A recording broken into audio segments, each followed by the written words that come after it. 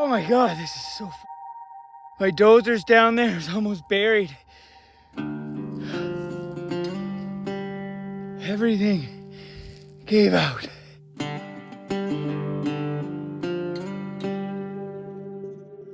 Our nation is grieving the impacts of the Victoria Gold disaster, which is a clear and present danger to our culture, well-being, and our way of life.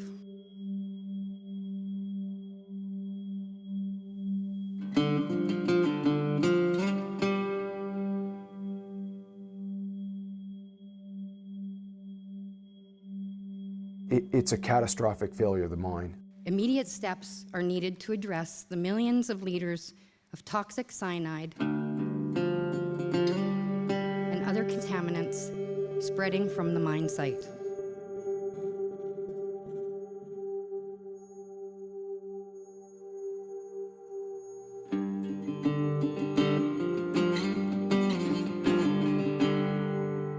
There were technical briefings where I just felt physical pain of how bad this was. We have no confidence that Vic Gold is in financially stable enough position to repair the environmental damages its failures have caused. When will government recognize that business as usual is literally killing our people and destroying our way of life?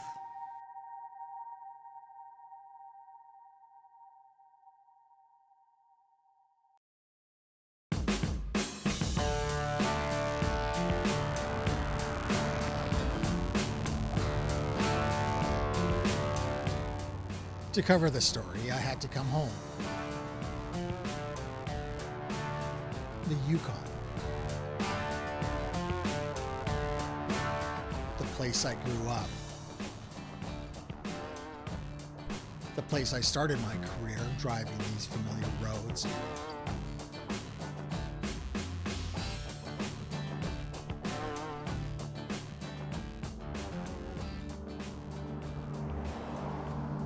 Back to Mayo, 350 kilometers north of Whitehorse.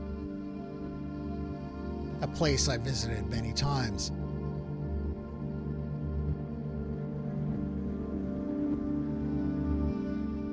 Na-Cho First Nation Chief Dawna Hope is my guide. I am the first female elected chief of the First Nation of Na-Cho. She'll have the blow-by-blow of this catastrophic mining failure. Along for the ride is her husband Gary and her emotional support pup Freddie.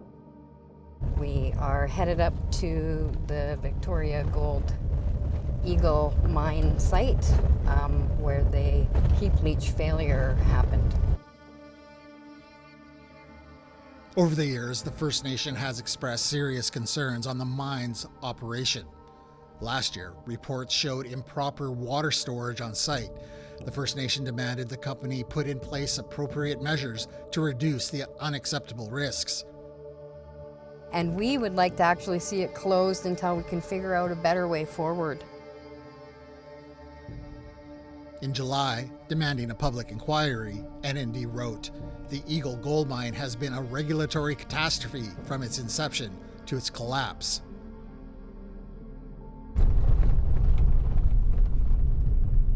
Have they allowed you on site yet, Chief? Oh yeah, they can't stop me. I can ask them if we can get permission to go up. Since we deemed it unstable, we haven't been. And I haven't been up there since then either. Today's goal is to access the site. However, we're stopped at the gate. So we have over here today. I got the chief Hello. with me. This is Chief Dawna Hope. Hello. Hello, Chief. How's it going? Good, how are you? And we got a reporter with us too. Hello. From APTN. We're here days after Eagle Mine was placed into receivership. The Yukon government is in charge. 2 companies have been hired to look after the day-to-day. This week, we've initially just started meeting the new crew, the Parsons crew. And then he wanted to show us around and stuff. And I was like, you guys got That's why I'm laughing, because they're probably scrambling, wondering. What do you mean the chief is here? Mm-hmm, exactly.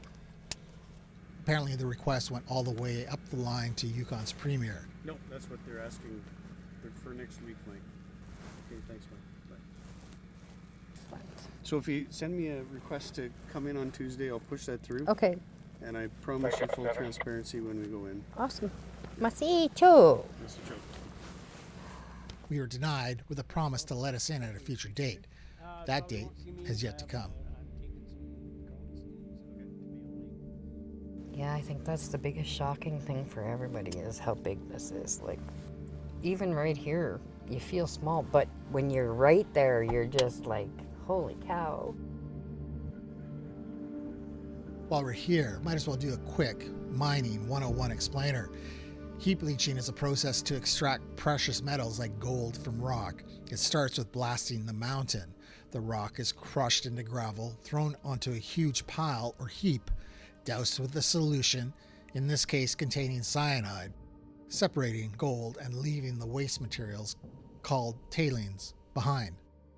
We insist on highest standards for sustainability and just responsible mining, period. Old standards of how they did things aren't highest standards now, and I don't think that this would meet that. Oh my God, this is so. My dozer's down there is almost buried. June 24th, 5:20 a.m. Mike Gordon looked out the cab of his bulldozer and saw the earth spiderweb and collapse underneath him. He endured a terrifying fall. Everything gave out. Everything gave out.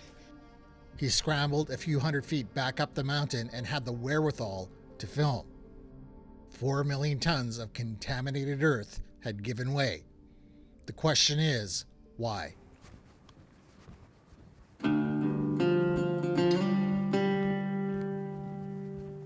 No, we don't know what's going on up there. Definitely a lack of information from day one. Joella Hogan owns a local business. Just prior to the slide, she had a contract pending to provide the mine site with her soap. She's also an NND member who worried from the very beginning about a cyanide spill. The lack of information has led to the spread of disinformation around the community.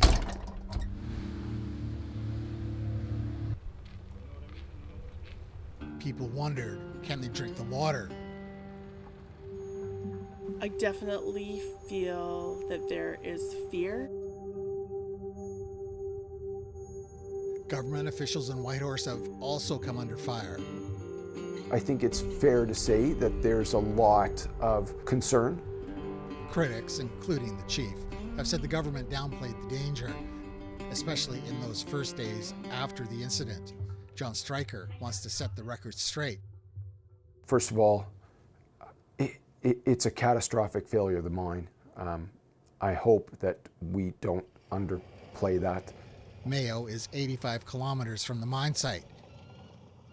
Yukon Energy and Mines Minister assures community members the water is safe to drink. It's a tough situation, and I think that there's always room for improvement on communication. Cyanide is a fast-acting poison. It kills quickly. It doesn't bioaccumulate, so it won't move up the food chain. Testing for animal and water contamination is ongoing. Hogan believes fear alone may have done damage already. Future generations will always be worried about the state of our environment and what we harvest because of this incident.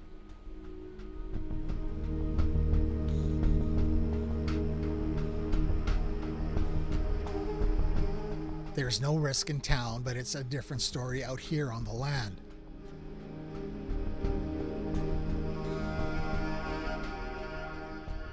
Hager Creek, just a few kilometers downstream from the spill. So would you drink the water? I would not drink the water here, and I've already told my citizens that please don't. We're fighting an invisible war. And this is how an Indigenous way of life is threatened. Yeah, it would be perfect. Yeah. This place is a very special place for my First Nation. We come here every spring, just before the ice is off. We come and harvest grayling, and it's one of the last places that we are, or were able to gather and enjoy that kind of harvesting, and we celebrated that.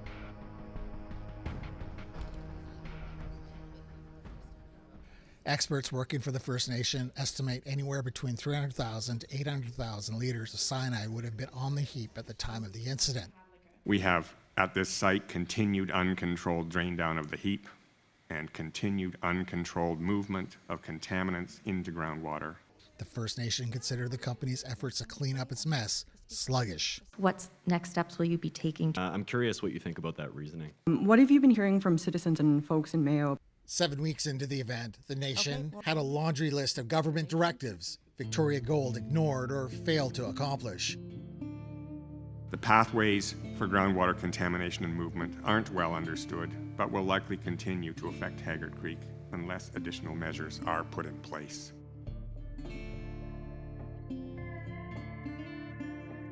At the end of July, the company discharged water from its treatment plant. 68 dead fish were soon discovered in the area. In response, the Department of Fisheries and Ocean ordered the company install fish fences. The mesh is still too big that small fish can still get through.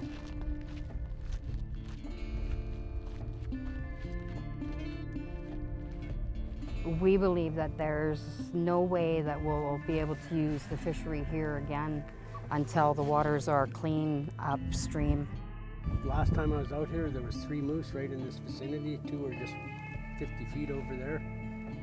And if they ever are truly clean again, that will remain to be seen.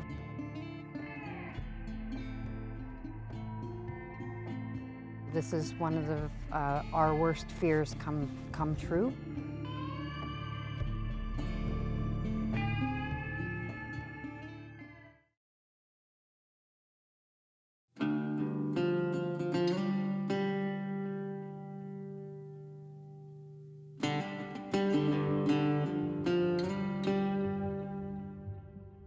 There is no question mining built the Yukon. Lonely, rugged waste. Winter overtook them as they filed through ice-choked Chilkoot Pass. From the romance of the Klondike Gold Rush, when they had stripped the quick gold from the riverbeds, to present day, mining is a big part of Yukon's identity. Into the hillsides and riverbeds of the Yukon. But critics say it's time to stop living in the past.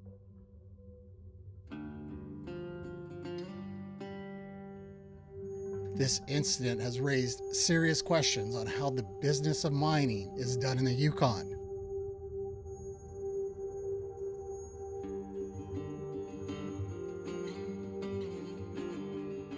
Kura, Minto, Wolverine. Yukoners will be familiar with those names. Just 3 of the abandoned mines that taxpayers are on the hook for its cleanup. That bill totaling in the hundreds of millions.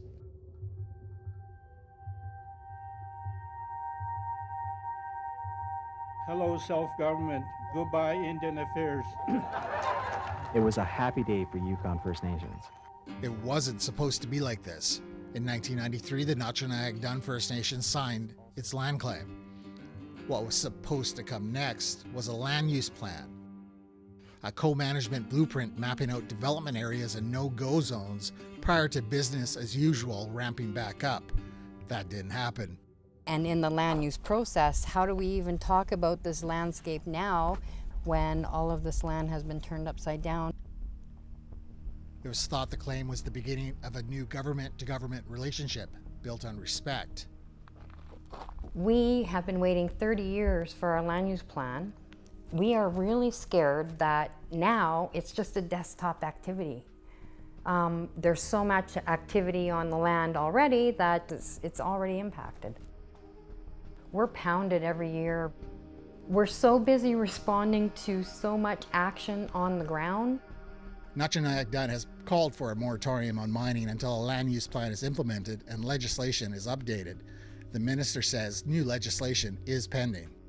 The experience here in the Yukon will help inform us about how we create legislation that will have the teeth that it needs to have. This is what we're dealing with today in the realms of placer under the current legislation. This is used to be a creek. They panned sand and gravel from the riverbeds and found pockets of placer gold in the Klondike. In 1898, the magic of gold brought thousands of men into the Yukon to build their gold rush towns on lonely, rugged wastes. So this old mining legislation that was designed for a pick and shovel and what they call now mum and dad operations have become small mining companies and even bigger mining companies using big equipment. Ancient legislation, oversight without teeth, tax breaks to start up mines are just a few of the criticisms leveled at the Yukon government. I mean, I love mining. Once you've got it in your blood and it's a passion.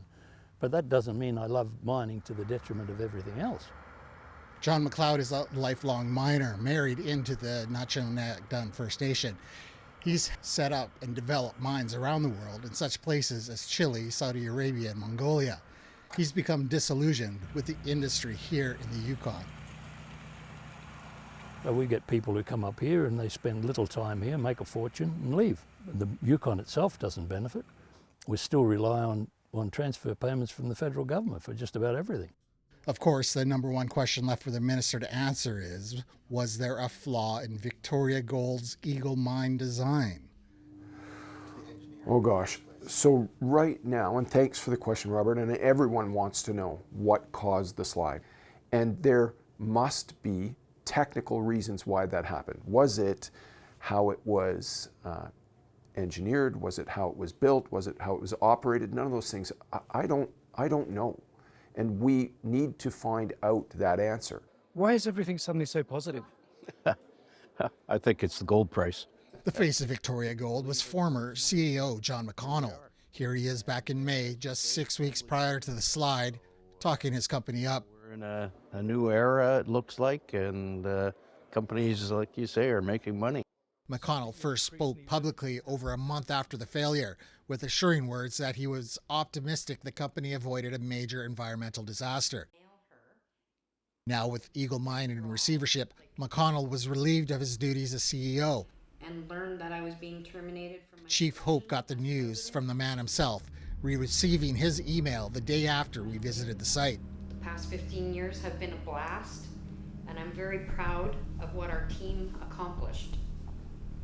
And it seems like this is making people really think, do we actually know what we're doing here in terms of regulating mining? At least one person believes this incident is so shocking and visceral that the public may be ready to demand better from its miners. Randy Newton is the conservation manager at Canadian Parks and Wildlife Society, Yukon. Most recent disaster is hitting people in a different way. We've had a long string of failed mines here, but maybe this one, because it was such a physical thing to happen, to see this slide and to see it's killing fish, and it is very much a scar on the landscape, and it is very painful to people. She hesitates to call Victoria Gold a bad corporate citizen because it seems to Newton sort of par for the course for the Yukon. They consistently violated their water license during operations. They were meant to have a certain amount of storage in case anything like this happened. And often the ponds were way too full.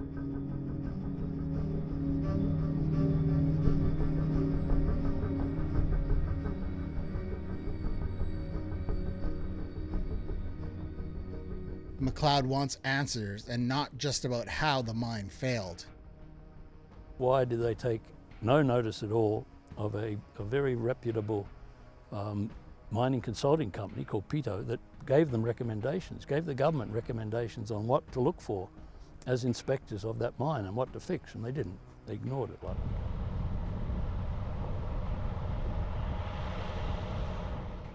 McLeod's talking about the Keto Associates report commissioned by Yukon in 2022, 2 years into the mine's operation. It found 4 cyanide spills and poor water management. There were 82 recommendations designed to clean things up.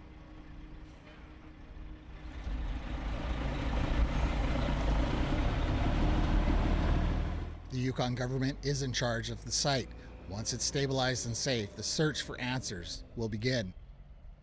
There will be that independent investigation into what is the underlying cause here.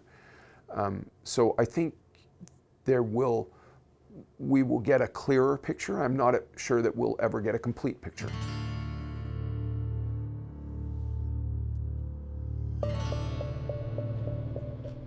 That might not be good enough for the people of Mayo. For them, it's been a long haul.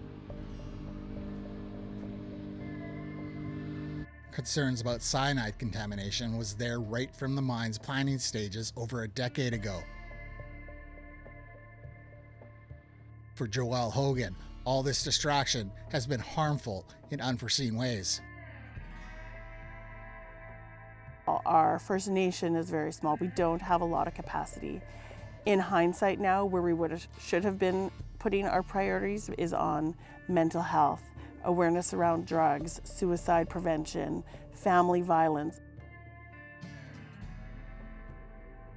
And so again, we're seeing our priority from our leadership, community, and government taken away to focus on something that was not our priority. Chief Hope's nightmare scenario is cyanide seeps into the groundwater where it could last longer and travel farther.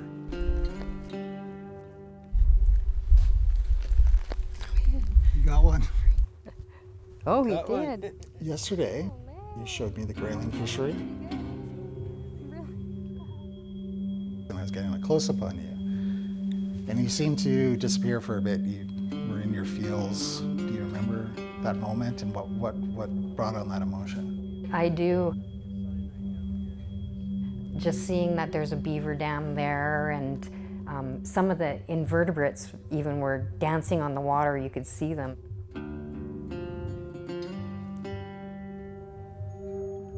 It just crossed my mind to think, I wonder if they know.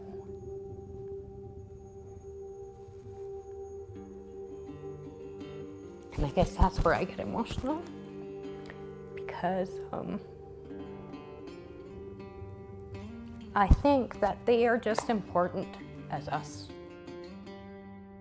If you take those out, everything starts to collapse.